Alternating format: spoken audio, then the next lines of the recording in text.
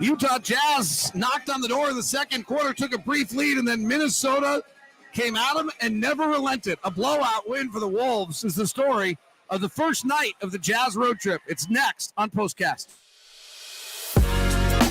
You are Locked On Jazz, your daily podcast on the Utah Jazz. Part of the Locked On Podcast Network, your team every day. Time for Postcast. David Locke along with Ron Boone here in Minneapolis after the Jazz fell behind early. Minnesota led by 11 in the first. The Jazz rallied back to take a 5-point lead against some incredible three-point shooting where they went on a 15-2 run with all 5 of them being threes. But then once things settled down, Minnesota put it back on the Jazz as they really unraveled badly at the end of the second quarter and then never regained their footing at all in this one. They went down by 5 at the half. They were down by 15 at the end of 3 and were down by 20 for most of the fourth quarter. What turned out to be a real throttling by the Minnesota Timberwolves and the Utah Jazz. This is not the first time the Wolves have done this year, Ron. When they have been good, they've been really good. They led at 19.5 against Atlanta. They led by 19 against Denver at the half. When they have been able to put it down, they have really put it down on people. Yeah, just wish it would have been a better fight there by the Jazz here tonight. I mean, the Jazz are a much better basketball team than shooting 29% in a quarter, 38% there for the night. The Jazz get in trouble, I think, when they're over dribble, when they're trying to break the defense down deep off the dribble and driving into traffic. That's when they get into trouble. As you mentioned a little earlier, the three-point shot kept them in the ballgame in that first half.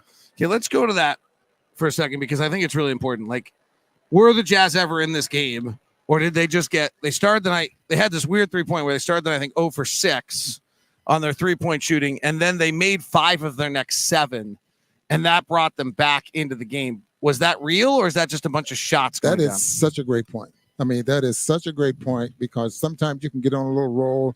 You notice some of the threes that were made were deep. I mean, by Marketing, I think he had 3 of them in that first. You had 3 of them in that first quarter. Then you had some onesies, but that was just some shooting that probably wasn't reality, for the most part, as far as them winning the basketball game. So Minnesota came in as the number 1 defensive team in the game, and the Jazz played the first half pretty well. They were 111 offensive rating, which is right around average, and then it really fell off after that. Minnesota really put the clamps down. In the third quarter, they scored 37 points. Jazz scored 27, and the Jazz slowed down a little bit. The one that was surprising is that Minnesota's had a hard time scoring for the last 2 years. They were 21st and 23rd in the league offensively last year, 21st in the league this year. They scored at an alarming rate tonight. Their first quarter offensive rating was a 132. Their offensive rate in league average, by the way, is about 111. The best ever in the history of the game was a 119 last year by Sacramento. So just to put that in perspective, it was a 132 at the end of one quarter. It was a 125 at halftime. It was back to a 137 by the end of the third quarter. That means their offense in the third quarter had to average about 1.7 points every time they crossed half court. What is happening to the Jazz defensively? They must be a better defensive team. The Jazz must get better defensive. We harp and we talk about the offense and what the offense is not doing. But, boy, you cannot win basketball games. You can't even stay in basketball games the way the Jazz defended here tonight. Getting to Minnesota, Karl Anthony Towns didn't start the season off last year. I think at the beginning of the year he was hurt. Played 29 games all of last year. Yeah, and then you get Rudy Gobert, a player that's new to the team, them not knowing how to use him, that type of thing. And so I think right now with them being healthy defensively, yes, they're a very, very good basketball team. The Jazz are not. Kessler, 21 minutes again tonight. I mean, we opened the broadcast tonight basically talking about Walker. Let's be honest. We opened the broadcast talking about Walker Kessler and Jordan Clarkson have to find a way to positively impact games. Walker has gone, he's impacting a shot or 2 less a game at the rim, but teams are now shooting above average against him instead of 14 percentage points less well. Jordan Clarkson came in wins. He's shooting 46%. He's 7 of 11 from 3 in wins. In losses, he came in shooting 32%. He goes 5 of 14 tonight. That's better than 32%. So that's positive. And he is 0 for 5 from 3. So he's now 4 of 25 from 3 in losses. They've got to, those guys have to pick it up. They're supposed to be your second, third best players. Got to continue to watch this team here. And we're trying to pay as much attention to their execution with their offense and what they can get out of it when they do, more so than guys trying to break the defense down all the time and not getting a lot of. When that happens, no, everyone's not involved. That means that Kessler's probably not involved, and if Kelly Olynyk's on the floor, then he's not involved. That type of thing. So I'd like to see the offense and what we see in practice sometimes. See how that works going forward. Jazz only took 19 shots at the rim tonight out of 91 shots. The Jazz have been averaging 35% of their shots at the rim. So if you're wondering if Rudy Gobert had an impact tonight, the answer is he was mammothly important, as we saw so many times before. The Jazz above the breaks 3-point shooting tonight was 8 of 34.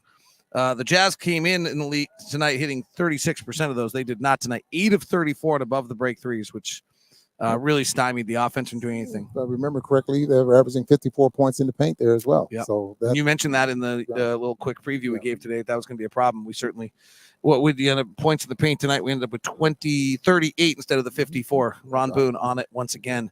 So there's two things of interest, I think, here. One, let's go to the one positive tonight. The Jazz continue to be just incredible rebounding team. It was a pillar that they instituted this year. They wanted to be great at it. They grabbed 37% of their own misses. That kept them in the game for a little while. Thank goodness, because when you're shooting 38% from the field and 28% from three, if you're not getting some of your misses, you're in a lot of trouble. And then defensively, they did a nice job tonight defending the glass on a pretty good offensive rebounding team. So Will Hardy made a really interesting comment to David James on a question the other night when David James asked whether or not, when do you think you have enough sample size to be able to know what things are and when to make decisions? And Will Hardy said, honestly, you don't have enough time. You never have a good enough sample size by the time you got to make decisions. The problem is, you probably do need 40, 50, 60 games. You're never getting that, particularly when things aren't, and this was the telling comment, he said, particularly when things aren't going right.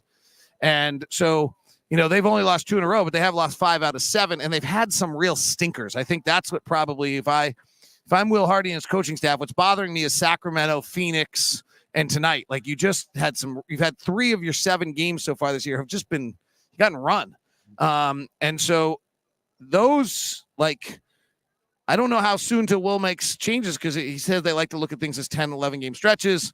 It seems super early to go make very many changes or many adjustments. But on the other end, he did say it, it's hard. You don't have enough sample size to make them, but you have to make them maybe earlier than you'd want to, particularly if things aren't going right. What I think is also interesting about it, though, Ron, if we're being perfectly honest about this, we don't have any guys that have jumped forward to say, I want that job. If you go find the guy who's struggling, find the guy behind him, nobody has really said, oh, I'm ready.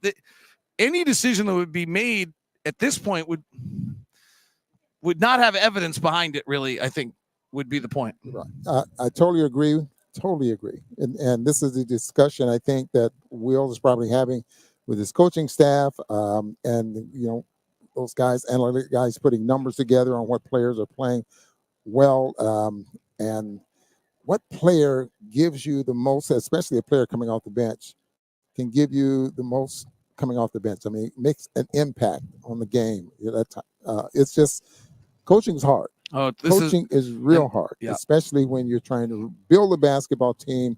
You don't have that star player, those 2 star players that can bail you out on a number of times. But I can understand what Will be going through here. I know you mentioned, and he mentioned, that they're going to 10-game span, right? That's what he likes. Yeah, on how decisions are made, and so we'll be coming up on those. This is our 8th game, 8th and 9th, and it'll be 10 games by the time we go home off this trip. But if we're being really honest about it, and the same things are obvious to Will and his coaching staff that are obvious to us, and obvious to you who's listening. 3 of the 7 games they've gotten run out of the building. Okay, that's not good. No. That's problematic. Starting guards tonight were 11 of 34 from the field.